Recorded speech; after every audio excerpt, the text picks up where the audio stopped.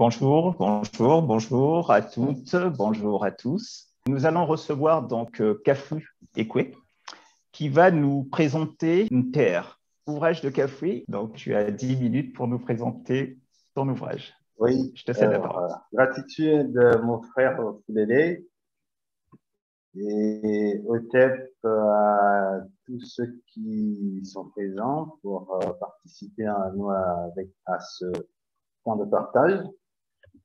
Et alors effectivement, le bouquin Néter, l'écriture, un don de l'Africain à l'humanité, écriture encodée, Noumlan, une approche ethno-linguistique à la lecture des hiéroglyphes. Alors en fait, ce bouquin est le fruit de, je dirais, une quinzaine d'années de travail. Et c'est parti d'un petit article que j'avais écrit en 2006 sur un site que j'animais à l'époque avec des compatriotes, c'était GoCity, qui n'est plus, sur l'écriture. Et puis, ça a fait un peu son chemin. Et un jour, un frère togolais, Iba Maizo Ekwe, économiste de son état, m'avait sollicité pour un bouquin, comme un livre commun. Et donc, il avait eu à lire mon article sur l'écriture. Et il m'a dit, mais tiens, ce serait bien que tu développes ce sujet parce que il faut restituer, comme je l'avais mis dans l'article, l'écriture dans son foyer africain. Et donc, il m'avait demandé, je crois, c'était une vingtaine de pages, je crois. Et malheureusement, le bouquin commun qui devait en sortir n'a pas eu lieu, n'a pas été édité. Et j'ai gardé ces vingtaines de pages et ensuite je me suis dit, mais pourquoi pas le publier moi-même un jour? Et donc j'ai commencé à documenter, à faire des recherches, à pousser les choses encore un peu plus loin. Et en gros, pour arriver à ce bouquin, d'ailleurs, qui, je dirais, ce n'est que la première partie, parce qu'en fait, dans le développement, c'est un triptyque. Donc, il y aura un tome 2 et un tome 3. Et le tome 3, dans le tome 2, je dirais que c'est consacré à la géométrie africaine. Et le tome 3 va être beaucoup technique parce que là, je vais me focaliser beaucoup sur la lecture des hiéroglyphes à partir de la langue que j'appelle le B, qui est une langue, je dirais, un groupe de langues, parce qu'on voit sur toute la côte ouest africaine un groupe de langues qui appartiennent à cette racine-là. Et donc, ça part de la Côte d'Ivoire jusqu'au Nigeria, et même au-delà, parce qu'on retrouve les liens dans les langues du Mandé et jusqu'en Afrique centrale. Voilà, en gros, d'où est parti le livre. Et donc, l'idée dans le livre, c'est de restituer l'écriture à son foyer africain. Et je pars du principe que, d'ailleurs, c'est un des thèmes les plus récurrents quand on parle de l'Afrique et de la spiritualité africaine, il y a cette notion de l'écriture, c'est-à-dire que le monde africain considère que tout est écrit d'avance. Et cette idée n'est pas une fatalité comme souvent on le pense, mais c'est plutôt une prospective, c'est-à-dire une invitation à l'action. Parce que quand on dit que tout est écrit d'avance, cela ne veut pas dire que les choses sont figées, mais c'est qu'il y a des lois. Et ces lois suivent une logique qui est mathématique. On le retrouve dans les maths. Et d'ailleurs, l'écriture elle-même est je ne dirais pas excroissance, mais une façon de penser maths. Parce que, d'ailleurs, je l'explique un peu dans le livre, à travers la théorie que j'appelle la théorie de la dérivation langagière, et où je montre un peu comment les langues se sont développées et se sont répandues dans le monde à partir d'une racine africaine et pour selon une formule mathématique. Quand on voit en mathématiques, on parle de fonctions dérivées, voilà, c'est exactement ce chemin que les langues ont emprunté. Et il en est également de l'écriture. L'écriture et le parler vont de pair. Chaque langue qui existe a une écriture.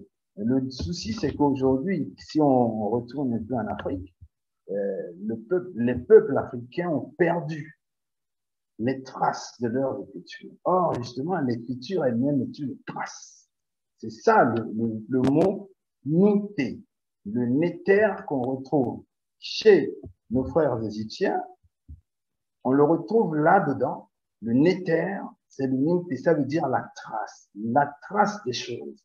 Donc, on écrit pour laisser une trace. L'écriture, c'est une pensée visuelle, là où le parler est une pensée sonore. Et donc, d'ailleurs, je fais cette distinction dans le livre où je montre les 3 étapes que l'on peut avoir dans la compréhension d'un texte, c'est-à-dire que ce soit l'écriture ou bien même du parler, la cinématique, qui est le basique, l'acoustique, qui est l'intelligibilité du son, et ensuite ce qu'on appelle la cosmatique, qui va au-delà de l'intelligibilité, parce que là, à partir de la cosmatique, on pénètre dans le sens profond même des choses, c'est-à-dire ce qu'on peut appeler le sacré. Donc, voilà en gros le schéma. Et donc, la découverte de l'écriture, il y a ce débat-là, on nous renvoie dans un débat, une forme de ping-pong entre la civilisation égyptienne et la civilisation chez nos frères à Sumer. Et donc, il y a ce débat-là, cet affrontement. Et moi, je vais au-delà de cet affrontement parce qu'au final, quand on y réfléchit, quand on retourne aux sources de l'humanité, l'écriture et le parler vont de pair. Parce que il faut imaginer juste dans le contexte du premier, je dirais la première société humaine, c'est un couple. Et quand un couple se forme, quand vous ne parlez pas le même langage, le premier signe de communication, c'est dans la gestuelle de ce qu'on appelle aujourd'hui le langage des sourds, ou bien le dessin. Et à partir du moment où on commence à dessiner, on écrit. Et l'écriture élaborée en tant que telle qu'on la connaît aujourd'hui, c'est de la programmation. C'est la même chose qu'on retrouve en informatique, parce que justement, l'écriture participe de l'informatique, parce qu'on prend des signes, des symboles, et on y encode des sens. Et ces sens-là, si vous ne les partagez pas, vous ne pouvez pas vous comprendre. Donc, de la même manière que lorsque je parle le français, celui qui ne connaît pas la langue française n'entendra que des sons. Mais il ne saura pas distinguer les mots ni les phrases. Il n'entendra que des sons. Et de la même manière, quand vous vous trouvez en face d'une écriture dont vous ne connaissez pas les codes, ce sera du chinois pour vous. Ça va être des dessins. Ça n'aura aucun sens. Donc, voilà un peu le parallèle où vous voyez que l'écriture, c'est la traçabilité, c'est une trace. C'est pour ça d'ailleurs que je parle de cette théorie de la dérivation. L'écriture, ceux qui ont inventé l'écriture en tant que système codifié de communication, l'ont fait de telle sorte que partout, c'est-à-dire que où ces signes peuvent arriver, les gens puissent les interpréter et les adapter à leur contexte, à leur universalité, leur monde.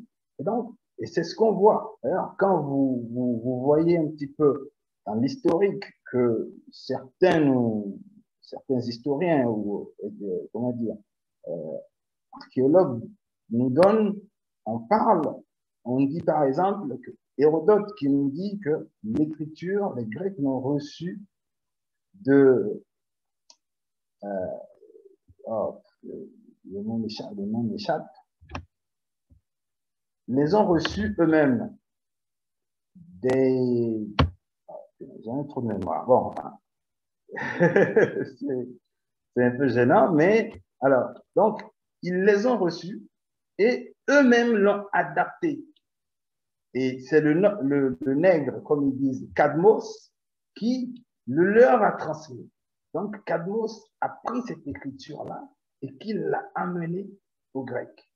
Et à partir de là, les Grecs aussi l'ont adapté à leur monde, au monde des géants. Donc, ça veut dire qu'il y a eu, l'écriture a voyagé, tout comme l'homme a voyagé, tout comme les langues ont voyagé. Donc, partout où vous allez, où il y a humanité, cela participe de la communication. Donc, une langue et une écriture. Et on le voit dans la plupart des populations ou des peuples qui ont gardé leur mémoire, on voit qu'ils ont une langue et une écriture.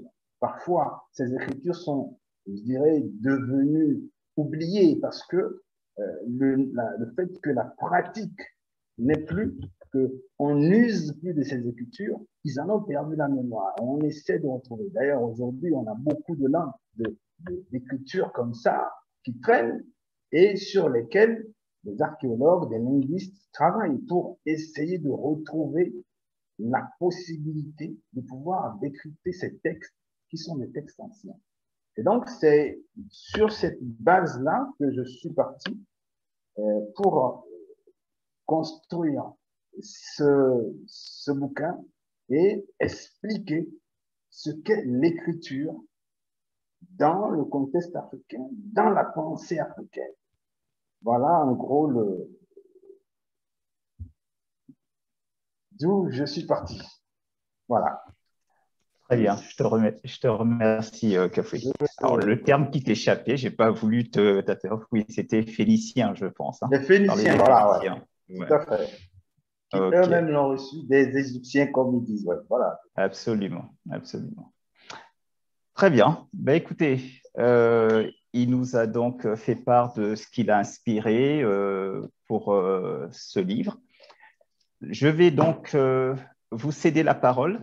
Oui, merci. Je voudrais d'abord dire félicitations, hein, un grand bravo à Keck pour ce livre. J'ai été agréablement surpris de la sortie du livre quand j'ai vu que son travail, parce que ça fait plus de 20 ans que je l'entendais évoquer ces sujets-là, en parler au cours de certaines de nos discussions. J'avais vu beaucoup de passion. Et donc, depuis, j'ai vu qu'il y a eu beaucoup de chemin parcouru, mais surtout beaucoup de travail fait. Hein. Il a approfondi ses recherches et donc, c'est avec beaucoup de plaisir que j'ai vu la publication du livre. Donc, bravo à toi, Keck. Petite question, c'est juste essayer de comprendre comment, si l'écriture a d'abord été africaine et que c'est d'Afrique qu'elle est partie pour pouvoir instruire les autres ou en tout cas amener les autres peuples à se l'approprier. Comment sommes-nous arrivés aujourd'hui au fait qu'en Afrique, on dénombre autant de gens qui ne savent pas écrire, hein? Je pense que l'Afrique doit avoir bon, selon les peuples, évidemment, les plus faibles taux d'alphabétisation dans le monde, quoi. Donc, comment est-on arrivé là? Qu'est-ce qui s'est passé? S'il a des idées ou si il a des réponses à cette question, bon, je suis tout oui. Merci. Il faut que il a parlé d'alphabétisation. C'est un terme qu'il faudrait qu'on arrive à s'entendre là-dessus. Parce que pour moi, quand on parle d'analphabète, il faut qu'on arrive à circonscrire en quoi on parle d'analphabète. Parce que pour moi, quelqu'un qui utilise un langage parles. Et donc, quand tu parles, tu t'exprimes avec des mots. Et les mots sont construits avec l'alphabet. Même, c'est-à-dire que c'est là où je disais tout à l'heure que l'écriture participe également de la langue parlée. Donc, quand tu t'exprimes dans une langue, c'est-à-dire que tu maîtrises plus ou moins une langue, donc un système de parler et d'écriture. Je l'ai dit tout à l'heure que chaque langue s'accompagne d'écriture. Et le problème en Afrique, c'est que on a une histoire qui fait que, à partir d'un moment donné, le cours des choses s'est arrêté. Et on a perdu la mémoire de beaucoup de choses. Moi, par exemple, dans ma famille, où je suis d'une famille où on est gardien des traditions, on a chez moi ce qu'on appelle le Yoho, qui est la chambre du temple des ancêtres. Quand on y va, il y a une écriture. Et cette écriture-là, on l'enseigne aux initiés. Et moi, j'ai eu 7 ans quand je l'ai découvert. Et quand j'ai découvert ça, je ne savais pas ce que c'était. À un moment donné, je suis allé voir. C'était lors des cérémonies comment dire, concernant le deuil de mon père. Je suis allé voir un de mes oncles et je lui ai dit, ces signes-là, quelque chose me dit que ça se lit. Et il me dit, oui, petit, tu as raison, mais il faudrait qu'on te l'enseigne. Tu dois venir pour qu'on t'enseigne. Et malheureusement, ma terre, qui est dans les religions, m'a barré le chemin. Donc, voilà, on a beaucoup d'écritures qui sont aujourd'hui en Afrique dissimulées dans les cercles traditionnels. Et même la pire des choses, c'est quoi? C'est que dans certains cercles traditionnels, même on n'arrive même plus à lire ça. Parce qu'on a gardé les signes, mais on n'en connaît plus tellement les interprétations. Parce que la transmission a été arrêtée à partir d'un moment donné, parce qu'on a subi un choc de culture avec ceux qui sont venus pratiquer l'esclavage et la colonisation par la suite. Mais il faut distinguer, donc je disais, l'analphabétisation et l'illettrisme. L'illettrisme, ça concerne quelqu'un qui ne connaît pas les lettres, donc qui ne sait pas écrire. Donc, à partir de là, on doit pouvoir se dire que quand on parle d'analphabète, généralement, on a tendance à se référer tout de suite au français. Mais arrêtons, le français n'est pas notre langue maternelle. On l'apprend à l'école et de manière académique. Et donc, par rapport aux Français, on ne peut pas reprocher aux Africains d'être des analphabètes. C'est impossible. On peut peut-être dire qu'ils sont illettrés parce que ils ont perdu la mémoire, la pratique de l'écriture de leur langue, soit. Mais on peut retrouver cela parce que, par exemple, quand je prends le cas de l'évé, l'évé, on a des écritures dans le cercle, dans les cercles des sociétés mystiques éveillées. Et quand vous prenez par exemple ce qu'on appelle les symboles Adinkra qu'on retrouve sur la côte ouest africaine, l'éveil fait partie dedans. Parce que quand vous prenez ces symboles, vous y retrouvez des notions qui participent à la culture éveillée. Gain, Ga, Akan et Ashanti et tout ça. Donc, on a des écritures. Et donc, il faut savoir, quand on parle d'analphabétisme ou bien d'illettrisme, circonscrire la question. On ne peut pas reprocher aux Africains aujourd'hui d'être des analphabètes parce qu'ils ne parlent pas français ou qu'ils ne savent pas écrire français. On doit faire les choses par rapport à nous-mêmes. Si on prend le français, par exemple, on va dire, par rapport à la langue anglaise ou allemande, les Français, on les traiterait d'analphabètes. Voilà. Donc, il faudrait qu'on arrive à bien circonscrire les questions et savoir que on doit se définir par rapport à nous-mêmes et qu'on arrête de nous définir par rapport aux valeurs des autres. Donc, nos valeurs nous permettent de nous définir et d'avoir une opinion de nous-mêmes qui est forgée et qui est à notre avantage. Très bien. Merci beaucoup. Horace, je ne sais pas si vous êtes satisfait de la réponse ou... Oui, tout à fait. Il m'a bien éclairé parce que en fait, il a bien fait de redéfinir le concept d'alphabétisme parce que c'est là le nœud du problème, quoi. Et ce que je n'avais pas cerné au départ.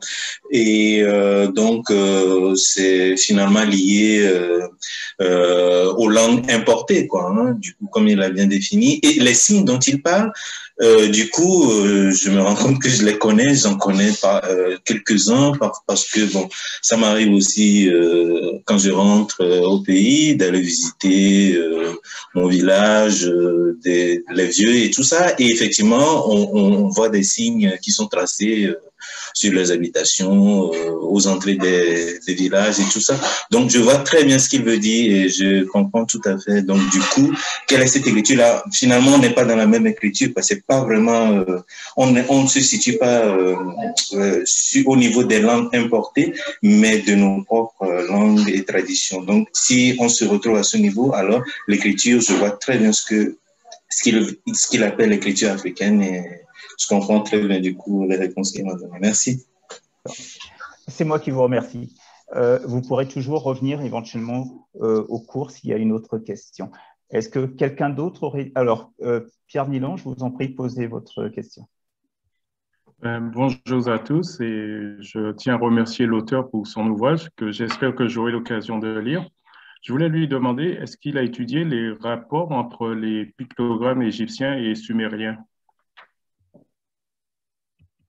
Alors, les relations entre les pictogrammes égyptiens et non, je ne m'y suis pas intéressé parce que ce qui m'intéressait ici surtout, c'est de restituer en Afrique ses sources et ses racines, c'est-à-dire ouvrir les yeux aux Africains sur les trésors cachés qu'ils délaissent.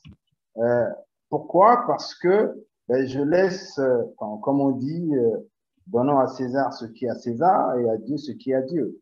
Je préfère aujourd'hui inciter les miens à aller chercher les Écritures qui sont dans leur village, les réveiller, les réapprendre, plutôt que d'aller passer du temps sur les clous, comme on appelle les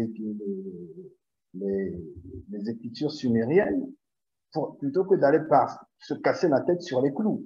Voilà. Donc, je l'ai évoqué un petit peu au début du bouquin, où j'ai parlé un petit peu des travaux de Salvini concernant l'écriture sumérienne et qui, pour moi, reste dans son cadre sumérien.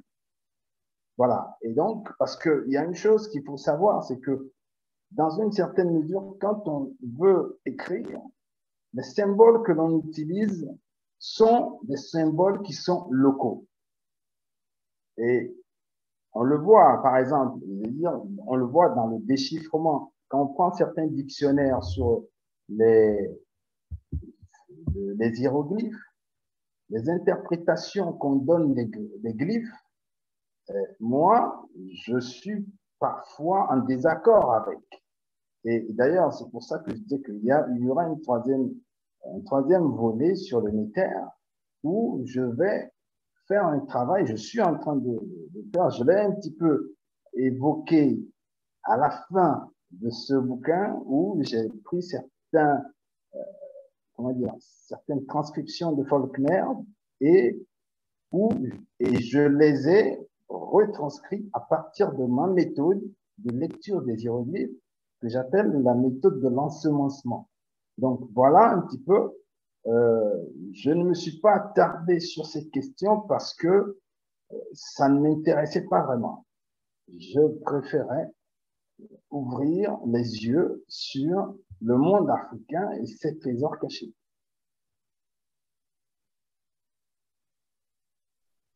Monsieur Nilan, vous pouvez reprendre le micro. Hein. Je pense que vous avez peut-être... Oui, parce que moi, je faisais allusion au pictogramme, c'est-à-dire vraiment aux hiéroglyphes sumériens. qu'on a dans les tablettes d'Uruk et pas, disons, à l'écriture cunéiforme, en forme de clou. Parce que Ouais. si vous voulez, l'écriture égyptienne, les hiéroglyphes, ça va évoluer pour donner le hiératique, qui est une forme cursive, une forme simplifiée. Ben, c'est exactement la même chose pour les hiéroglyphes sumériens qui vont évoluer pour donner ce qu'on appelle l'écriture cunéiforme. Donc, c'est à ça que je faisais allusion, c'est-à-dire aux phases hiéroglyphiques. Sinon, je voulais poser la question à l'auteur. Est-ce qu'il a entendu parler d'un livre qui s'appelle Lévé, la langue des pyramides? Oui. Et qu'est-ce que vous en pensez? Oui, puisque comment dire, si vous voulez, Donani est du même pays que moi. C'est un livre que j'ai lu et qui, à mon avis, bon, je dirais qu'il y a ses insuffisances aussi. Pourquoi? Parce que connaissant et maîtrisant l'évé, fait que j'ai pu voir dans les travaux de Donald une certaine insuffisances. Et donc, mais ce n'est pas le propos. Et justement, pour revenir à ce que vous avez dit tout à l'heure, sur le passage des hiéroglyphes à l'écriture cunéiforme, oui, j'en ai parlé dans le bouquin. Et d'ailleurs, c'est pour ça que j'ai dit à un moment donné, dans le titre, vous avez du tracé primaire à l'écriture encodée, Noumlon. C'est-à-dire, quand on parle de Noumlon dans ma langue, Noumlon, c'est l'écriture cunéiforme. Donc, et comme je l'ai dit tout à l'heure dans ma présentation, c'est une programmation. C'est-à-dire que arriver à prendre un signe, il y a à lui attribuer un son.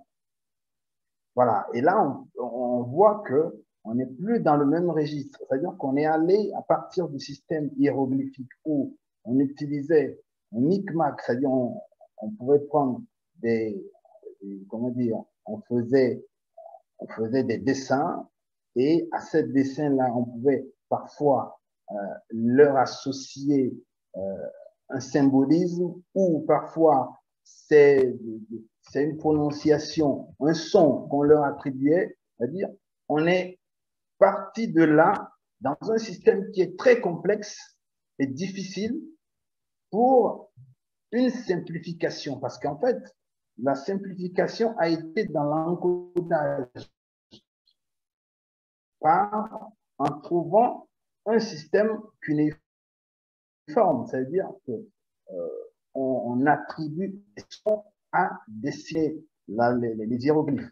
Une des difficultés aujourd'hui, et c'est ce qui fait que beaucoup de gens se cognent la tête, je dirais, dans les essais de traduction et qu'il y a des conflits, c'est parce que, et comme je l'explique dans le bouquin, on n'avait pas tellement je dire, des règles admises par tout le monde. Ça veut dire que dans chaque cercle, on pouvait avoir ses propres codes. Certains pouvaient écrire de gauche à droite, de haut en bas, de droite à gauche, etc. Et quand vous prenez, je donnerai un exemple. Par exemple, on avait fait un jeu d'exercice un temps avec un ami et on a pris la chouette de face. Et quand il a pris la chouette de face, il me dit, bon, ça s'interprète comme la lettre M. Je lui ai dit, non, je ne suis pas d'accord. Il me dit, mais pourquoi? Je lui ai dit, on peut bien l'interpréter comme la lettre M, mais la réduire à la lettre M, c'est comment dire, c'est tuer même l'écriture, parce que je peux te dire que ce même glyphe de la chouette qui a le visage, qui nous montre le visage, moi, je peux te le dire que c'est une phrase. Il me dit, ah bon, il a sauté, j'ai dit, mais oui. Et je lui ai donné la phrase qui veut dire exactement prendre un chemin.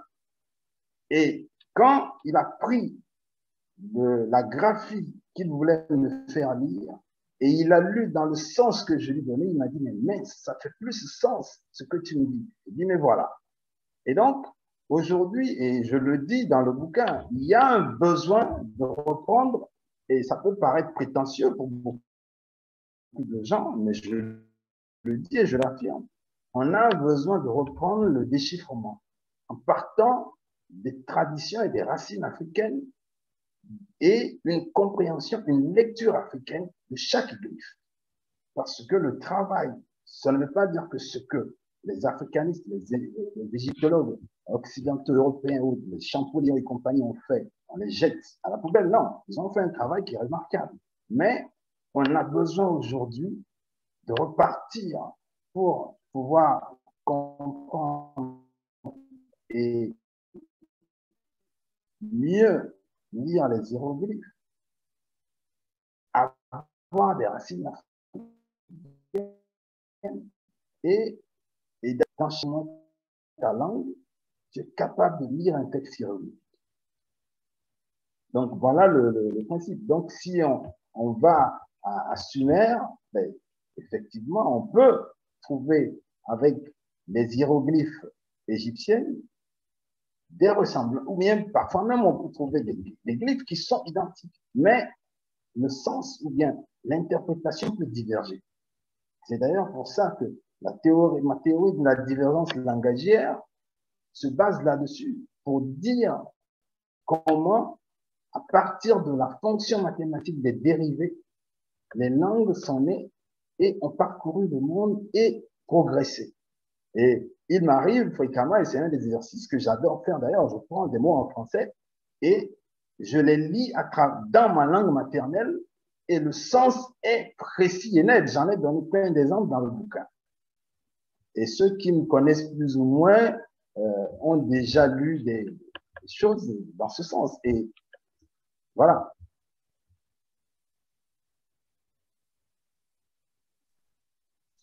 Très bien. Monsieur Milan, je vous redonne la parole si vous avez quelque chose à rajouter. Autrement, vous pourrez toujours rebondir plus tard, comme vous le souhaitez. Je voulais juste lui poser une question, une dernière question. Il a dit qu'il n'était pas d'accord sur la valeur de certains hiéroglyphes. Donc, sur ce point-là, nous sommes d'accord. Donc, je voulais savoir, est-ce qu'il a travaillé sur un texte précis pour tirer des règles grammaticales?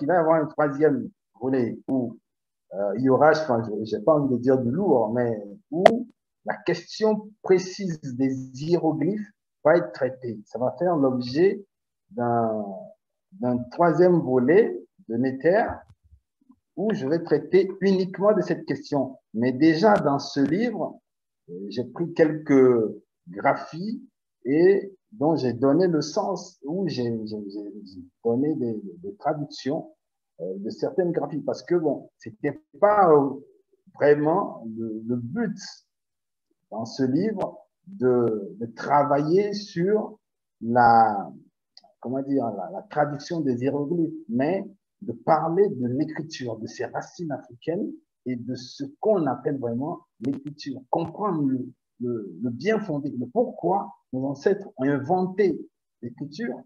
Et quand je parle d'ailleurs même d'invention, c'est un mot un peu exagéré parce que ils se sont inspirés de la nature pour trouver leur écriture. Parce que, et c'est ce que je dis, c'est-à-dire que quand je suis en train de parler, j'écris sur vos consciences. Et quand vous m'écoutez, vous faites une lecture de ce que je suis en train d'écrire. L'écriture dont je parle ici n'est pas matérielle, c'est une écriture immatérielle. Et de la même manière, quand vous regardez un paysage, ce paysage fait sens pour vous parce qu'il écrit quelque chose dans votre conscience. Et un message que vous recevez quand vous voyez par exemple le sol, le ciel couvert de nuages, vous pouvez avoir une réaction. C'est une information que la nature vous donne. C'est une écriture. Et c'est là où il faut dire, c'est ce travail-là que j'ai fait dans ce livre, pousser la réflexion sur ce qu'on appelle l'écriture et la lecture, cette double activité, parce que aucune n'est dissociable de l'autre. C'est un peu comme quand on prend une monnaie, une pièce de monnaie, vous avez la médaille et puis le revers. Donc, les deux vont de pair.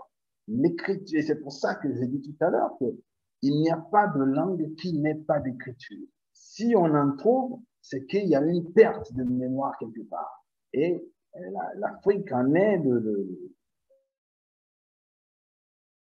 la preuve palpable. D'accord. Très bien.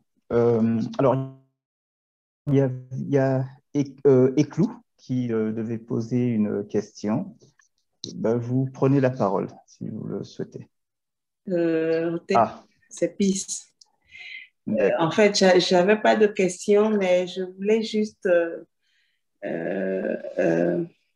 dire par rapport à la question précédente que je n'ai pas encore lu le livre, hein, mais pour avoir lu beaucoup de textes de Kafui, je réalise qu'en fait, il y a ce volet spirituel, je dirais, qui, pour moi, la spiritualité, c'est de la science, de l'écriture. Parce que quand on comprend l'éveil, parfois on s'amuse, et ça devient presque un jeu d'enfant de découvrir certaines choses, de pouvoir lire certaines écritures qu'on n'a jamais connues, ni d'Adam ni d'Ève, comme on dit.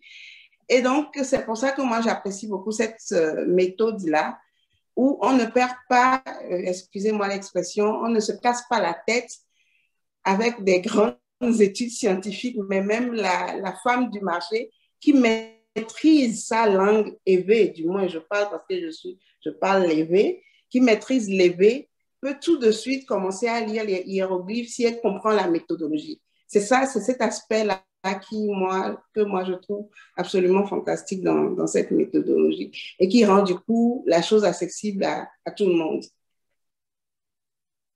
Gratuit pour tout. Oui, et effectivement, il y a la question de l'esprit. Ouais. Et on a souvent tendance à vouloir dissocier le spirituel de ce qu'on appelle la science. Mais c'est une erreur parce que c'est-à-dire que la science, pratiquer de la science, c'est aussi avoir un esprit. Et je l'ai dit tout à l'heure. Et c'est encore plus flagrant dans le deuxième tome, comme je l'ai dit tout à l'heure, qui touche à la science. Parce que quand vous commencez à étudier les sciences dans les langues africaines, vous comprenez qu'il y a je dirais, ce qu'on fait dans le folklore du village. Et c'est là où parfois je suis désolé de nationalistes qui ont une vision restreinte de la spiritualité africaine et qui ont perdu, je dirais, bon, c'est aussi le fait de l'histoire, ont perdu le côté science, c'est-à-dire je parle même de métascience, parce que quand je le fais souvent, je prends mes enfants, je leur explique des maths à partir de ma langue maternelle levée, ils me disent, wow, papa, mais c'est génial, mais le prof, ce qu'il nous a raconté, mais là, tu nous expliques, mais ça a plus de sens. Ça a plus de sens. Et ce n'est pas pour le machin, mais ils sont calés. Parfois, ils reprennent l'aîné, il lui est arrivé plusieurs fois de reprendre ses profs de maths parce que je lui ai expliqué à partir de l'élevé les fonctions, tout ce qu'on appelle les notions d'intervalle, toutes ces choses-là, surtout en géométrie, mais voilà. Et c'est là le truc. En maîtrisant nos langues africaines, on a une facilité incroyable dans beaucoup de choses. Mais le fait est que je pense que le fait qu'on ait appris, tout à l'heure, Horace l'a dit, quand il a parlé d'analphabétisation, un taux d'analphabète élevé en Afrique. Vous voyez comment on arrive à se dire qu'en Afrique, il y a des analphabètes, mais alors qu'il y a des langues. Quelqu'un qui parle une langue, même s'il ne sait pas écrire, utilise des alphabets. Comment on arrive à dire que quelqu'un est analphabète? Voilà comment l'Occident nous a abrutis. On est rentré, on est comme des enfants qu'ils m'amènent, qu'ils trimballent n'importe comment, n'importe où, et dans n'importe quel sens. Parce que ils sont venus avec de la même manière, la façon dont ils nous ont enseigné les maths à l'école. Beaucoup de gens ont peur des maths dès qu'ils voient les chiffres. Or, les chiffres sont au nombre ce que l'alphabet est au mot et au verbe. C'est la même chose, c'est la même logique. Les chiffres et les nombres, les chiffres servent à composer les nombres. Et quand vous prenez par exemple une fonction mathématique, on a ce qu'on appelle les variables et les constantes. Les constantes, c'est les chiffres et les nombres qu'on vous donne. Vous savez ce que c'est une valeur. Mais les variables, ce sont les lettres qu'on va introduire. A, B, X, Y. Quand les gens voient ça, ils paniquent. Alors que si on leur expliquait dans leur langue maternelle ce que veut dire la variable, ce que veut dire l'inconnu, mais ça devient facile. Et quand on leur explique une logique qui permet la maths, c'est quoi? C'est la justesse d'un lien. De partir d'un point, une cause vers un effet. La justesse de la chose. Donc, une loi. On vous dit f de x égale à 2x plus 3. Donc, ça veut dire que il faut déterminer x. 2x, donc tu multiplies ce x par 2, tu ajoutes 3. Aujourd'hui, beaucoup de gens doivent être en train de sourire. Et la dernière fois, j'avais sorti un post sur les maths et beaucoup de gens ont dit, mais c'était juste ça, alors qu'on paniquait à l'époque à l'école. Voilà, la façon dont on nous a enseigné, avec la langue d'autrui et en plus avec le bâton derrière. Alors que on aurait appris les mêmes choses dans nos langues, ça aurait été plus facile. Et d'ailleurs, plus facile à comprendre parce que nos langues sont très, très précises quand on dit les choses dans nos langues. Leurs langues sont compliquées. Voilà le point de vue. C'est pour ça d'ailleurs, et c'est pour ça mon choix de me focaliser sur l'écriture dans son contexte africain, de ramener les choses à la maison pour que les gens comprennent que quand nos ancêtres ont créé l'humanité, l'humanité ne pouvait pas naître sans l'écriture, sans le verbe, parce qu'il y a besoin de communiquer. Donc, le verbe, c'est la communication dans l'instant T, parce que tout le monde est présent, mais l'écriture, c'est la communication après coup. Donc, pour ceux qui n'étaient pas présents, on met une trace, noter, ça veut dire tracer une chose, donc laisser une trace derrière soi. Et même dans nos actes, nous laissons des traces. Pour qui? Pour ceux qui n'étaient pas présents. Et quand on comprend la chose, on voit pourquoi on s'incarne d'ailleurs en tant qu'être humain. Et pourquoi on doit penser aux générations futures. L'écologie, toutes ces choses-là. Nos ancêtres ont fait ce chemin-là. Mais les gens qui nous disent aujourd'hui qui sont supérieurs à nous découvrent ça. C'est ça qui est paradoxal. Donc, et c'est pour ça que j'ai fait ce choix-là, de ne pas aller dans les débats et les conflits de chapelle qui existent déjà, mais ramener la chose à la maison. Comme on dit, le linge sale se lave en famille. Et je dis, quiconque lit ce livre transcrit ce truc dans la chose la plus facile. On a besoin de ça. Et ce lien entre ce qu'est le keltisme, le panafricanisme, tout ça. Et justement, je fais une critique du panafricanisme à un moment donné dans le bouquin où je dis que le panafricanisme était une africanisme, d'avoir simplement été une idée géniale, parce qu'elle n'a pas pu avoir des racines africaines, c'est-à-dire cultiver une africanité. Parce que si le panafricanisme avait fait les choses dans les règles de l'art, selon la pensée africaine, ça aurait été une réussite. Et le danger du panafricanisme, parce que ça reste juste des débats et on n'arrive pas à retrouver les racines. Et on nous parle parfois de la nécessité de construire une unité africaine. Je dis c'est faux, c'est un faux débat. On le défonce par une porte qui est ouverte.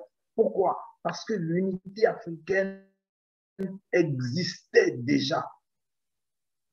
Quand vous voyez nos peuples, la façon dont dans la plupart des pays, vous voyez les installations des peuples, vous comprenez tout de suite qu'il y a une symbiose, il y a un lien. Il y a une anecdote que je vais vous raconter sur le champ. Je me rappelle que durant le combat pour l'autonomie du Togo, qu'on a su appeler l'indépendance, les populations ont été, je dirais, achetées. Les autorités françaises de l'époque, l'autorité coloniale, a voulu corrompre les gens pour que les gens votent contre l'autonomie, c'est-à-dire leur départ. Et on a empêché les leaders politiques de l'époque de faire campagne. Ils ne pouvaient pas aller dans les territoires reculés dans le pays parce que ils craignaient des agressions. Qu'est-ce qui s'est passé? Et c'est là où on va voir comment, quand je parle parfois d'éducation, d'initiation et d'instruction, ces trois volets dans l'édification d'un individu. Si en tant qu'Africain, tu ne suis pas ces trois volets-là, tu n'es pas autorisé à parler. Pourquoi? Parce que l'instruction est le summum. Ça veut dire qu'on te donne un symbole ou un mot, tu dois comprendre ce que tu dois faire. Et c'est ça qui a sauvé le peuple. Pourquoi? Parce que nous ne pouvons pas se déplacer. Et c'est là où on a été plus malin que le colon. Ceux que eux-mêmes payaient pour aller parler aux populations, en leur nom, en leur présence, c'est eux qui passaient le message aux populations. On leur disait ceci, souvent à la fin de chaque réunion. Le jour du vote, regardez l'habit du chef. Pour beaucoup de gens, ça va dire, mais ça ne fait pas sens. Si, parce que chacun se dit, OK, le chef, c'est quoi dans la tradition africaine? On l'appelle en hébreu Shia. Shia, ça veut dire montrer. Donc, c'est un exemple. Donc, tout le monde suit le chef. Il est la représentation de la vertu. Il fait la mat, il dit la mat, comme on dit Pharaon. Et donc, les gens ont compris qu'il faudrait qu'ils votent comme le chef. Mais quand on leur dit de voir l'habit du chef, un habit reste un habit. C'est quelque chose qu'on porte. Mais qu'est-ce qui va faire la différence? Ils se sont dit, OK, ça va être la couleur. Un habit reste un habit. La chose qui fait la différence, c'est la couleur. Donc, on leur dit, regardez l'habit du chef. Et le jour du vote, tous les chefs traditionnels du Togo se sont habillés en blanc. Et le bulletin blanc était celui qui faisait voter pour que les blancs partent. On a gagné sans avoir fait campagne. Voilà un exemple de ce que j'appellerais la tradition africaine. Parce qu'on parle de simples symboles, un mot, et tout le monde comprend ce qu'il faut faire. Aujourd'hui, est-ce que nous, on est capable de faire ça? Non. Quand je parle parfois, je donne des choses toutes simples. Les gens viennent, certains partent à gauche, d'autres partent à droite, et d'autres viennent dire, mais sois plus clair dans ce que tu dis. Parce qu'on n'a pas de référence. On n'a pas de culture. On n'a pas d'éducation, d'initiation et d'instruction. On est des Noirs, pas des Africains. Je le dis souvent. Ça frustre beaucoup de gens, mais c'est la réalité. Le Noir aujourd'hui, c'est un Africain, je dirais, qui est en déchéance. Et donc, le kémitisme qui est né et qui a été un mouvement qu'on a vu naître, j'y étais, c'est-à-dire à ses débuts, à ses balbutiements en France, sur le site amadou.com, je me rappelle, dans les années 99, début 2000, jusqu'à ce que ce site soit fermé parce que on nous taxait d'être des antisémites à l'époque. C'est là où les Kenny Seba sont nés et ils ont fait le premier pas. Je me rappelle, j'ai eu pas mal de discussions avec lui. Et on était sur ce site quand il est arrivé avec une bande de copains, un gamin qui avait de l'énergie. Mais voilà, il a pris son chemin, il a fait, voilà, etc. Donc, pourquoi on n'y arrive pas? C'est parce qu'on n'arrive pas à être discipliné. Et ce qui nous discipline, c'est le langage.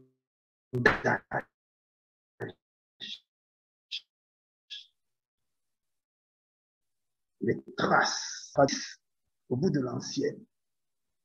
Donc, il faut avoir des références. L'écriture. Ce que nos ancêtres ont écrit, on ne les a pas. Mais nos traditions sont là. On ne veut pas les interpréter. On ne veut pas les suivre. Mais comment voulez-vous qu'on y aille? On va aller chercher chez les autres ce qu'ils ont dit sur nous à leur avantage. Parce que quand ils écrivent sur nous, c'est pour dire des conneries. Excusez-moi le terme, mais c'est pour dire des conneries. Ils ne nous connaissent pas. Ou plus ou moins, quand ils nous connaissent, ils intervertissent les choses pour nous donner un costume dans lequel on se sent rabougri, coincé. Alors, Kafui, si je peux me permettre, oui. Justement, tu parlais de la trace. Je vais rebondir sur le titre. Donc, alors tu dis Nouté, c'est bien ça? Nouté, ouais. Voilà. Généralement, je vais te demander un éclaircissement. Je pense que ça a beaucoup peut-être antiqué là-dessus. Beaucoup liront, pourquoi pas, Néter. Et souvent, apparemment, tu en parles de Néter donc comme étant l'écriture. Alors que communément, souvent à travers le Néter, nous entendons justement les ancêtres et autres. Pourrais-tu un peu éclaircir justement sur cette nuance que tu fais sur ce mot Nouté et Néter? Alors, il faut savoir que dans les traditions antiques, on n'écrivait pas les voyelles. Et d'ailleurs, en hébreu, les voyelles, le nom qu'on donne aux voyelles, c'est en gros lettres d'utilisation libre. Alors que les consonnes sont appelées les lettres d'utilisation de rigueur. Ça veut dire que on ne blague pas avec les consonnes. Et c'est ce qui fait que dans l'Antiquité, nos ancêtres n'écrivaient que, c'est ce qu'on appelle l'écriture en tétragramme, on n'écrivait que les consonnes. Et ce qui veut dire que, et d'ailleurs on le voit, ceux qui comprennent les V ou qui connaissent les V le savent, tu vas dans un village, on peut te dire Nouté, et tu vas dans le village à côté, on va te dire Naté, ou on va te dire Noté. Mais quand ils parlent, ils se comprennent parce qu'ils savent que la voyellisation est libre. Donc, ça participe de là. Et d'ailleurs, si vous voulez, la manière de prononcer, par exemple, en français, les voyelles ou en français, dans les deux langues, le français va te dire, par exemple, sur le A, il va te dire A, mais l'anglais va te dire E. Voilà, donc il y a une liberté. Et ça, c'est depuis l'origine. Et beaucoup de langues ont pris ça, ce lien-là. Donc, et le principe même du nouté ou du néter vient de là. Et comme tu le dis, alors, on a cette tendance, beaucoup de gens le disent, à dire que quand on parle de Néter, on ramène ça aux ancêtres ou bien à la divinité.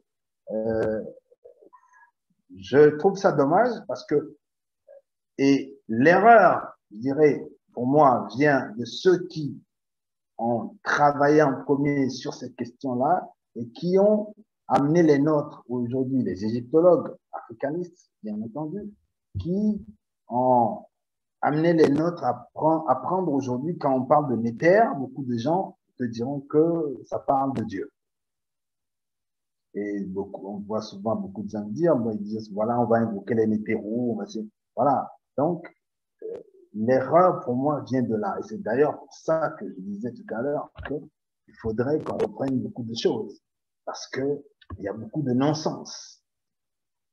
Parce que quand je prends si vous voulez, le mot Néter, c'est le dessin. Ta ou terre, c'est la terre. Donc, on voit que quand on fait un pays, d'ailleurs, parfois on appelle le pays ta ou terre. La terre, c'est un dessin, c'est-à-dire qu'on met des frontières. Donc, il y a une trace. Il y a une logique. Quand on analyse les choses de la part de nos ancêtres, dans leur logique, on voit tout de suite les liens. C'est clair. Donc, et d'ailleurs, la divinité telle qu'on en parle, Dieu n'existe pas. Dieu qui est au ciel n'existe pas dans nos traditions. Certains de nos traditionalistes aujourd'hui, en copiant les religions, en viennent. D'ailleurs, le discours religieux dans nos traditions, je suis désolé de le dire, c'est un discours pour les simples d'esprit. Les gens dont on sait qu'ils n'ont pas l'esprit assez ouvert pour comprendre les vérités ou les travailler. Donc, on arrive à trouver une histoire, je dirais, d'enfants pour les mettre aussi dans le créneau, pour qu'ils suivent. Parce qu'ils ne peuvent pas comprendre certaines choses.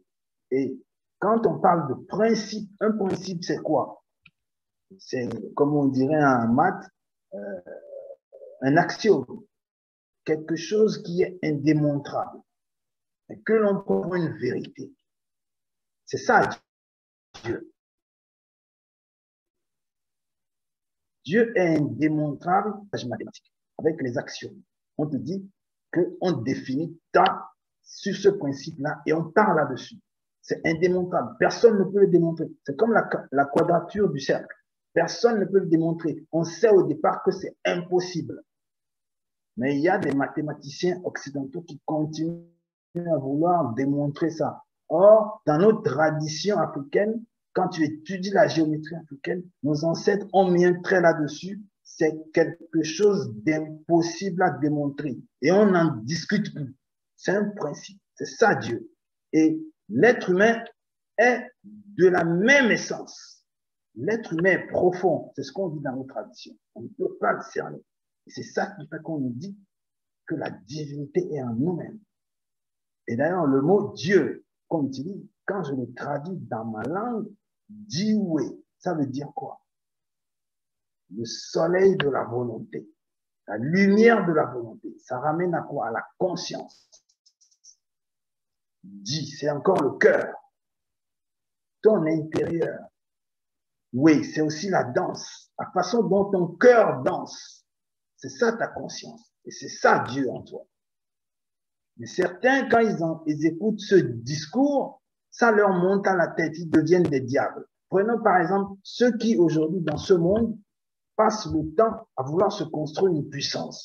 Ils accumulent des fortunes. On prend par exemple Bill Gates. Il y a des centaines de milliards de dollars, ce monsieur. Pour faire quoi? Il se pense Dieu. Il croit qu'être Dieu, c'est ça. Parce qu'il peut décider de la vie des gens. Or, il fait l'inverse. Il sort de l'humanité. Parce que pour accumuler autant de richesses, il faut être fou. Dans notre tradition africaine, il faut être fou pour accumuler autant de richesses. c'est sortir de l'humanité parce que tu affames des gens.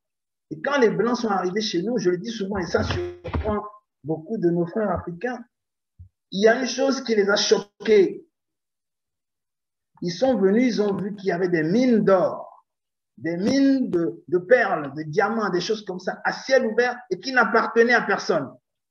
Non, ça appartenait à la communauté.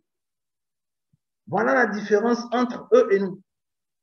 Le chef ne bloquait pas ça à sa possession. Non, ça appartenait à la communauté. Les terres, pareil. Et qu'est-ce qu'ils ont fait? Pour eux, la communauté n'existe pas. Vous voyez l'image? C'est pour ça qu'ils ont mis la main sur nos terres.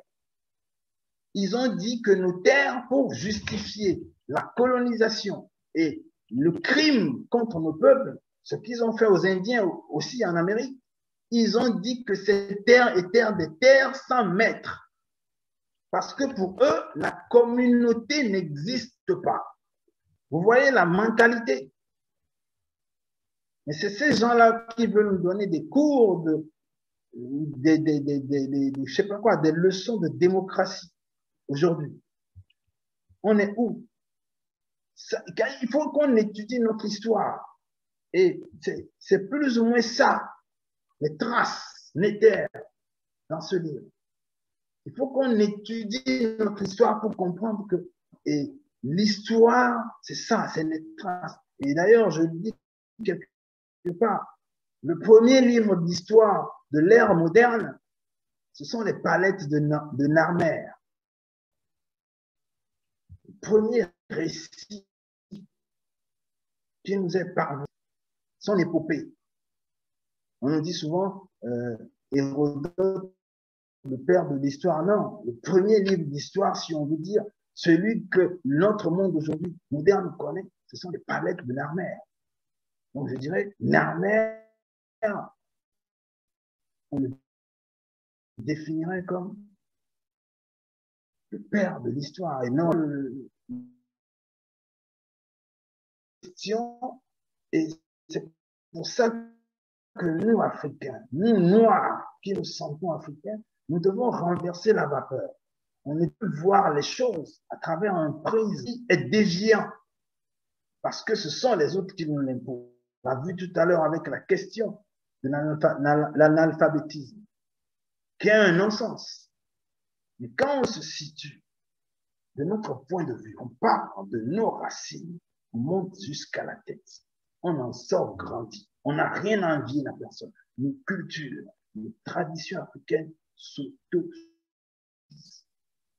On n'a rien à y ajouter, rien à y retrancher. D'accord. Alors, j'ai une question de. Alors, je suis désolé, c'est GT. Ça a marqué. Donc, il est dit, peut-on dire de ces principes qu'ils sont des lois naturelles telles que la pesanteur ou la loi de cause à effet? Alors, si tu as bien compris, Kafoué, la question. Ah ben oui, ce sont des lois naturelles. Et quand on parle de sciences physiques et tout ça, je suis désolé, mais ceux qui se sont attribués les théories de je ne sais pas quoi, de la relativité et tout ça, mais c'est des plagiaires, je le dis, je pèse mes mots, c'est des plagiaires, parce que nos ancêtres ont démontré, ont révélé ces lois-là depuis, pour construire les pyramides. La question d'ailleurs, et je dirais, et je l'explique dans le tome 2 qui va sortir, quand on prend la théorie de la relativité, et cette théorie, elle est née de quoi? À partir de Galilée qui nous a parlé de la question de la pesanteur. Et ensuite, on en est arrivé à la théorie de la relativité restreinte. Et ensuite, Einstein qui est arrivé par la suite avec sa théorie de la relativité générale. C'est qu'ils n'ont rien compris. Parce que on ne peut pas distinguer ou bien séparer la théorie de la relativité restreinte et la théorie de la relativité générale. C'est une question de principe. Et ça, nos ancêtres l'ont compris depuis le début. Pourquoi? Parce que quand on parle, par exemple, de loi et de droit, On ne doit pas confondre le même, mais ces deux mots-là, ça ne veut pas dire la même chose. Il y a une distinction de principe. La loi restreint le droit. Le droit est universel, mais la loi est circonstanciée, c'est-à-dire elle s'inscrit dans le temps et dans l'espace. La loi française n'est pas la loi togolaise. La loi française n'est pas la loi ivoirienne. Donc, or, toutes ces lois sont censées accorder des droits.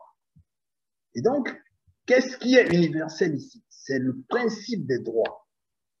Mais en fonction de votre société, de vos objectifs, vous pouvez restreindre les droits des gens. Pourquoi? Parce que vous prenez des interdits pour empêcher que l'ensemble que vous formez, le projet de vie sociale que vous avez, ne soit battu en brèche par certains comportements. Et donc, c'est ce qu'on appelle l'économie. L'économie n'a rien à voir avec l'argent. C'est ce qui nous amène à faire quoi? À éviter les crises. Aujourd'hui, le monde, on ne parle pas. La raison nous amène à quoi? À faire l'économie, au système de l'écologie, le totémisme. Le totem, je l'ai dit, est un acte, c'est-à-dire c'est un symbole de souveraineté. Ça veut dire que dans ce symbole-là, on introduit des interdits. Et ces interdits-là ne brident pas les gens dans leur liberté. Non, les interdits définissent la liberté parce que ces interdits-là permettent de faire quoi? D'éviter les comportements qui entraînent pour la société des risques qui nuisent à sa pérennité. Et c'est là où il y a une distinction entre la loi et le droit. Or, aujourd'hui, on veut nous faire croire qu'il y a des droits de l'homme universels qu'on doit imposer à tout le monde. Niet. Niet de chez niet. Parce que chacun voit, comme on dit, midi à sa porte. C'est ça le principe. Donc, on a ce qui est universel, mais il y a des universalités. Ça veut dire quoi? L'interprétation localisée de ce qui est universel. Donc, chaque peuple. Et ensuite, on a la possibilité d'avoir des conventions internationales qui nous amènent tous à respecter les uns et les autres. Mais cela ne veut pas dire qu'on s'impose les mêmes lois. Non. Aujourd'hui, ces gens qui nous ont dit que nous étions des animistes et que nous adorions les animaux, alors que certains interdits alimentaires, quand on dit par exemple que le totem, l'éléphant est mon totem, je suis désolé, ça veut dire que chez moi, il y a une réserve, l'éléphant, on n'y touche pas. Mais c'est ce qu'ils sont en train de nous dire aujourd'hui. Qui crée des réserves où on ne doit pas aller faire de la chasse. Il y a certains animaux qui sont inscrits comme des animaux auxquels on ne doit pas toucher parce que leur survie est en jeu. Mais nos ancêtres le faisaient depuis des millénaires. C'est eux qui sont venus foutre ça en l'air. C'est eux qui organisent des safaris chez nous. Ça avant. Voilà comment le schéma se pose. Donc, on l'a vu avec quoi? En analysant la nature. Je l'ai dit, l'écriture, la première écriture qui existe, c'est la nature. On ne sait pas qui est-ce qui l'a écrit. C'est pour ça que nos ancêtres disent qu'il y a un principe de départ. Mais ça reste un mystère. On ne l'appelle même pas Dieu. C'est eux qui sont venus inventer cette histoire de Dieu qui est au ciel. Chez nous, ça n'existe pas. L'homme est cette divinité-là qui naît et à l'infini. C'est pour ça qu'on parle d'incarnation, de réincarnation. On voit, on cultive l'ancestralité. Aujourd'hui, on est là à parler d'ancêtres, mais on refuse les traditions. Et c'est un non-sens. Parce qu'on ne peut pas nier nos traditions et dire qu'on vénère nos ancêtres. Parce que nos traditions, ce sont les pratiques de nos ancêtres. à un moment donné, la violence de certains peuples ont fait que ces traditions-là ont été foutues au pied et on a diabolisé ça. Mais à nous de nous réveiller pour comprendre que le diable n'existe pas, tout comme Dieu n'existe pas.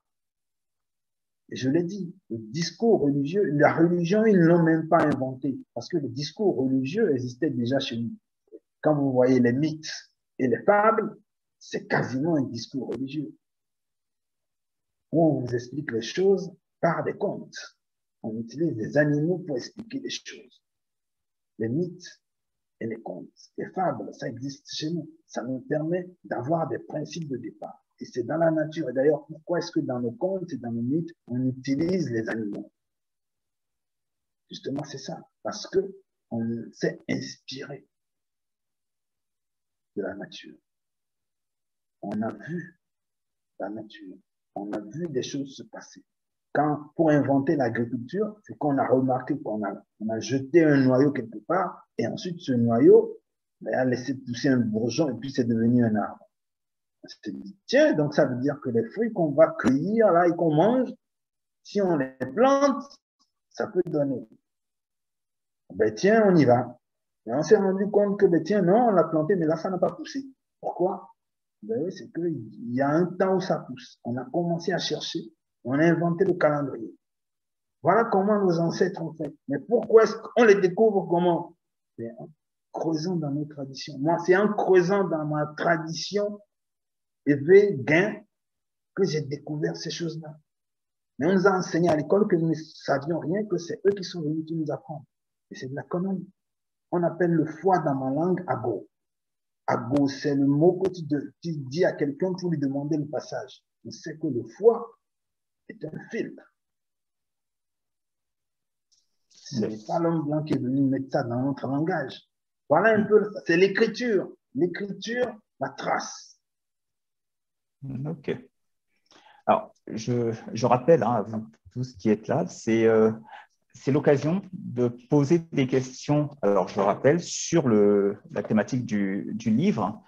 Le principe du speed booking, justement, c'est poser toutes les questions à l'auteur qui pourrait vous pousser à lire ce livre, tout en sachant qu'au speed booking, il y a une deuxième phase, qui est celle justement où, après lecture, vous aurez la possibilité justement de revenir et pouvoir vous aussi à ce moment dire à l'auteur ce que vous avez pensé de l'ouvrage.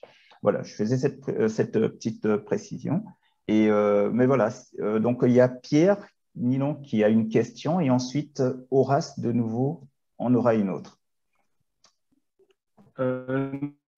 Non, c'était pas une question, c'était juste pour dire que je suis d'accord avec vous. Mais bon, puisque j'ai la parole, je vais en profiter pour poser une question. Je voulais savoir, est-ce que l'auteur a étudié le copte et a fait des rapprochements avec la langue copte? Non, je n'ai pas étudié le copte. Et comme je l'ai dit tout à l'heure, je n'en trouvais pas le besoin parce que pour moi, je m'inscris je dirais, dans ce que j'appelle ce processus de la renaissance. Et certes, on doit avoir un regard sur le passé, mais ce qui est intéressant, c'est de poser des jalons pour le futur. Le copte, je pense bien que ça doit forcément avoir un lien aussi avec les langues africaines. D'une certaine manière. Pourquoi? Parce que si vous voulez, quand je suis tombé la première fois sur ce mot copte, ça m'a fait penser à comment dire, à un mot dans ma langue, kopeto, qui veut dire quelqu'un qui habite un haut lieu du savoir. Et je me suis dit, waouh, ok. Donc, oui, quand on parle de copte, c'est un groupe, je dirais une société qui vivait, qui avait son siège, c'est-à-dire son vécu en Égypte antique à l'époque, et qui avait ses pratiques. Je n'ai pas défini les coptes comme me définirait tout monsieur, tout le monde.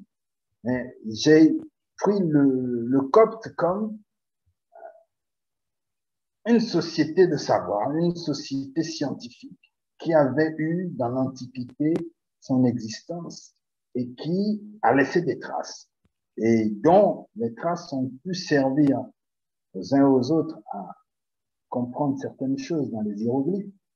Mais au-delà de ça, c'était pas ça mon objectif parce que je ne vois pas ce que ça apporterait à un, je sais pas, à un Ghanéen de savoir le copte et le non. Mais ce qui est intéressant, c'est que nous repensions notre monde à partir de notre écriture, c'est-à-dire nos langues, nos formes de pensée, parce que c'est de ça qu'il s'agit. Et le reste, ça reste de l'histoire. Et l'histoire sert à repère, mais ce n'est pas, je dirais, si on veut aller loin, passer le temps là-dessus. Ce qui importe, c'est ce qui vient. Et donc, c'est un choix, je l'ai dit tout à l'heure, tourner vers l'avenir qui, vous savez, dans la perception africaine des choses, souvent, on a une vision des choses qui va, on dirait, contre le bon sens. Mais en fait, quand on y pense, c'est le vrai bon sens. Je dis souvent aux gens que dans la tradition africaine, l'avenir est derrière nous et l'histoire est devant nos yeux. Donc le passé est devant nos yeux. Parce que l'avenir, c'est ce à quoi on a tourné le dos, parce qu'on ne sait pas ce qu'il y a. On appréhende.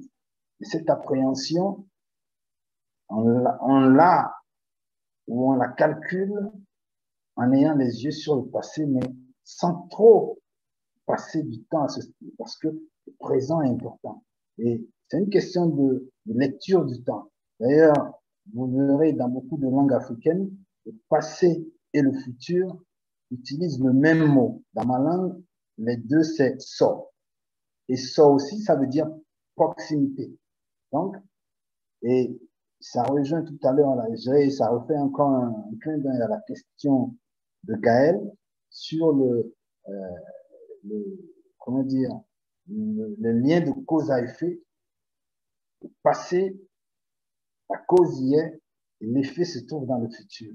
Mais le présent, on prépare d'une certaine manière l'appréhension du demain. Et c'est pour ça d'ailleurs qu'on appelle le présent dans ma langue B. C'est-à-dire le B, c'est comme la langue B. Et B veut dire aussi cueillir. Et il y a une logique qui, quand on la suit, quand on la comprend, elle est fascinante parce que hier est proche de demain. Mais le plus important, c'est ce qu'on cueille aujourd'hui. Et ce qu'on cueille dépend de ce qu'on a planté hier et ce qu'on cueille va influencer ce qu'on va planter et qu'on va cueillir demain. C'est une philosophie. Mais c'est dans cette dynamique là que je me situe. La prospective. C'est la nature même de nos ancêtres. Notre culture africaine est basée là-dessus. On ne se laisse jamais surprendre, en principe. Mais aujourd'hui, on est surpris de partout. Oui. Oui, merci. Ma question, c'était quels sont les... Horace. Merci. Horace. Oui, excusez-moi. Oui, je voulais demander à Pierre Nidon s'il avait si la réponse le satisfait plus ou moins. Mais c'est pas grave, tu peux poursuivre. Ok, merci.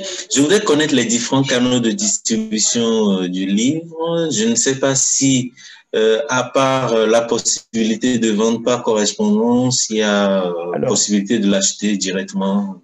Alors, nous, on t'a mis le lien de la librairie et Fibla sur Oui, sur la oui, j'ai partie vu, commentaires.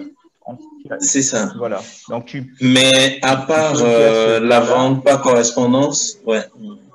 Alors, ça dépend après où tu es, mais je pense que Cafui pourra t'indiquer en dehors de la À vente Orléans. par correspondance. Oui, il y a la vente par correspondance. Et bon, à part ça, ben, si tu passes à Poitiers, ben, on prendra. Voilà, Ok, c'est ça. merci. Ouais. Très bien. Et bon, je place peut-être une deuxième question. Qu'est-ce fait souvent référence au deuxième et troisième tome? C'est prévu pour quand tout ça? Merci. Le deuxième tome, il est quasiment bouclé. Donc, ça sera dans pas longtemps.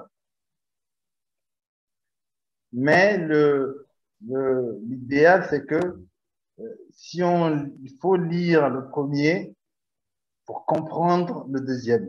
Parce que voilà, c'est une dynamique, c'est un triptyque. Je dirais que il y a la base et l'initiation, parce que justement, la géométrie, les sciences, ça relève de l'initiatique.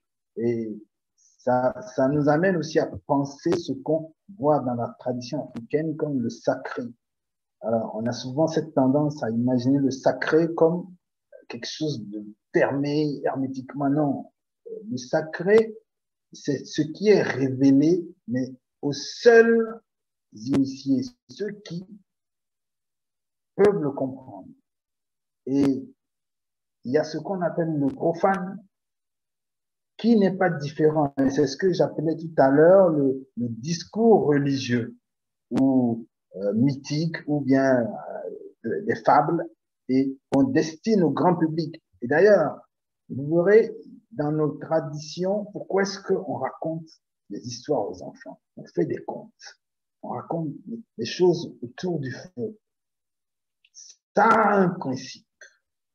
C'est-à-dire que c'est pour amener les enfants à commencer à réfléchir. C'est à partir de ces contes-là qu'on voit, on relève chez les enfants. Parce que quand on finit le conte, on ne dit pas, allez, bon, c'est fini, vous allez dormir. Non. On pose des questions alors, qu'est-ce que vous avez pensé de ce conte? On discute, les enfants parlent. Et on voit les plus éveillés. Ils comprennent que, en fait, même quand on utilise les animaux, on parle de nous, les hommes. Et on voit comment, voilà, il y a déjà une transmission qui commence. Et là, déjà se fait le tri. Et on sait que tel enfant, il a l'esprit ouvert. Et que l'autre, il est un peu endormi. Voilà. Et donc, on saura quoi lui dire. On saura quoi lui donner. Parce que, et c'est ça le plus important, on ne te donne pas une charge qui va être pesante.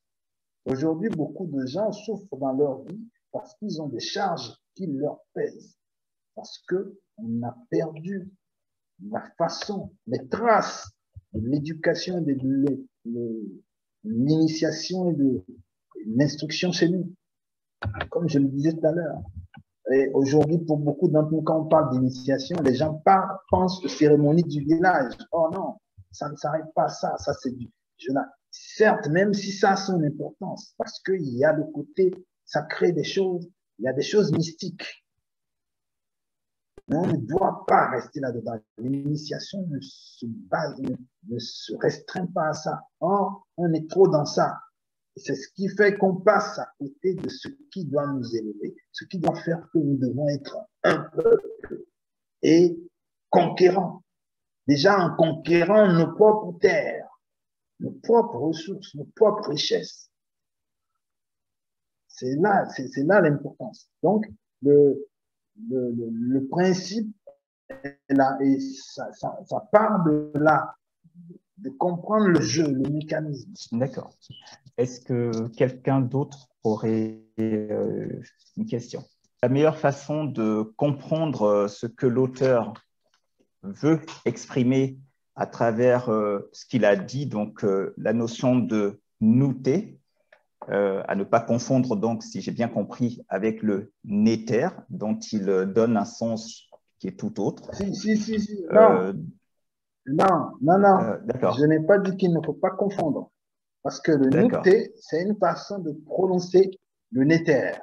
Parce que l'utilisation des voyelles est libre dans notre tradition. Et d'ailleurs, on a fait des exercices, beaucoup de thèmes, par exemple, on dit par exemple, tiens, comment est-ce qu'on appelle tel truc dans votre langue maternelle? Et on se découvre que parfois, dans un pays qui est en Afrique centrale et un pays qui est en Afrique de l'Ouest, on a la même écriture consonante, mais on a juste des différences de voyelles. Et parfois, les gens sont surpris, ils disent, ah bon, vous avez l'inclinaison, c'est-à-dire ce qu'on appelle la paronymie linguistique, c'est-à-dire l'inclinaison des tons change. Et là, on découvre, on se dit, mais mince, on dit la même chose. Et c'est fascinant. Voilà, donc le néter, c'est le nouté, c'est la même chose. Il n'y a pas de différence. La seule différence est dans la prononciation. D'accord. Alors, il y a Aou Ariane Aman, j'espère que je n'ai pas écorché son nom, qui souhaite poser une question. Bonsoir à tous. C'était pas vraiment une question, c'était juste récapituler un peu de tout ce qu'on a entendu.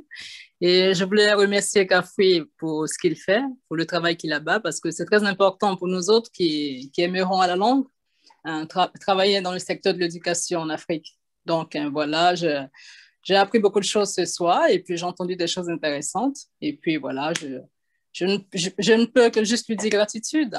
Et puis voilà, on fera le nécessaire pour se procurer le livre parce que c'est quelque chose de très utile.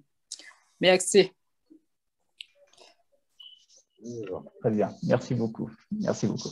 On va pouvoir donc tendre vers la fin du speedbooking.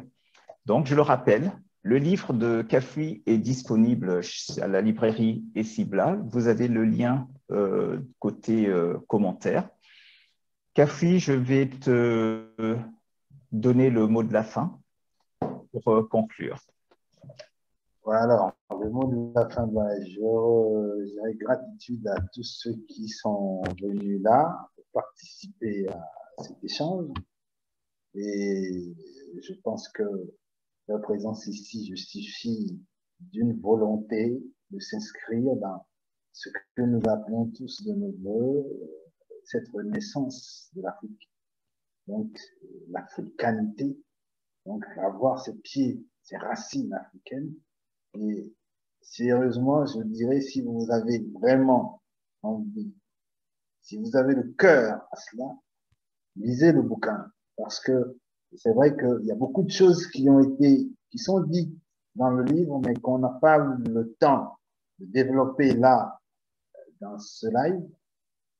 Mais c'est en lisant le livre que vous comprendrez beaucoup de choses, non seulement sur vous-même, mais aussi sur votre perception du monde. Et tout est dans cela, dans la perception du monde, parce que la perception dépend de la trace qu'on est en train de voir et qu'on analyse, et la façon dont on intègre cette trace-là. Et quand cette perception est juste selon la loi de la causalité, cause vers le fait, on est dans le vrai. Donc, le titre du livre, c'est Néter, N-T-E-R, et le sous-titre, c'est l'écriture, un don de l'Africain à l'humanité. Et donc, vous avez les qui a mis dans le chat le lien pour accéder à la page. Et voilà. Alors, j'ai dit le mot de la fin. Oui, l'apprentissage de nos langues est importante parce que c'est aussi un appel à cela, parce que, comme je le dis, je l'ai dit, pour beaucoup de gens aujourd'hui, c'est-à-dire s'essayent à la lecture des hiéroglyphes, et je leur dis, si vous voulez vraiment aller plus loin et ne pas aller buter la tête, vous cogner la tête contre des choses qui sont parfois, qui n'ont pas de sens, parlez vos langues, étudiez vos langues, c'est-à-dire le parler simplement ne suffit pas. Une étude académique, on est capable de le faire parce que nos langues ont une telle précision qui facilite ça. La seule chose à faire peut-être et qui nécessiterait un petit peu de boulot pour les uns et les autres, c'est d'acquérir les techniques linguistiques, d'étudier un peu la linguistique pour comprendre comment les choses s'articulent quand on est devant une langue, comment on interprète, comment, quand on voit par exemple des figures, la façon dont les mots se construisent. Il y a des techniques qui ont un nom, et c'est comme ça que vous allez pouvoir jouer le jeu, parce que, par exemple, vous pouvez tomber sur un mot qui veut dire quelque chose et son sens et son contraire. Il y a beaucoup de mots ainsi en Afrique. Dans nos langues africaines, on a ces problèmes-là, ce qu'on appelle comment dire, une énantiosémie, c'est-à-dire un même mot qui veut dire quelque chose et son contraire. Donc, ça peut vous tomber dessus, vous voyez ça, vous dites, mais comment ça? Mais il y a beaucoup de ça dans nos langues. Et c'est des choses qu'il faut savoir. Et dans l'approche, ben, ça fait que quand vous allez tomber sur des textes, si je prends le sens inverse, ça tombe, ça fait sens. Voilà, des choses comme ça. Il faut avoir ces choses-là en tête. C'est des techniques. Ce sont des techniques. Vous serez coincé. C'est un ensemble de choses. Donc, voilà, en gros, je dirais, j'encourage les uns et les autres à le faire parce que ben, on ne peut passer que par là. Voilà. Donc, je ne te reprends pas la parole. J'ai voulu te donner le mot de la fin. Ce que je vais dire là, c'est juste l'intérêt du speedbooking, en tout cas, ce format que nous faisons. Comme je vous l'ai dit, l'intérêt, c'est l'auteur qui vient vous présenter son livre. Et l'intérêt, justement, c'est qu'on vous donne la possibilité de vous procurer le livre. Et chose intéressante, c'est pas toujours, on n'a pas toujours cette possibilité. Tous ceux qui pourront acquérir le livre, on vous invitera. Au bout d'un certain temps, vous pourrez revenir et cette fois-ci, vous pourrez dire directement à l'auteur. Il y aura un échange de nouveau, cette fois, un débat avec l'auteur où vous pourrez lui dire ce que vous avez pensé du livre. Voilà. En tout cas, mesdames, messieurs, je vous remercie d'avoir été présents, d'avoir répondu à cette invitation. Et bien évidemment, Kafui, je te remercie énormément d'avoir aussi, de t'être prêté à ce jeu du speedbooking. Voilà, je vous souhaite à tous une bonne soirée, un bon week-end et à bientôt si donc vous vous procurez, et je l'espère, ce livre. Bonne soirée à vous, bon week-end. Au revoir. Merci. Au revoir.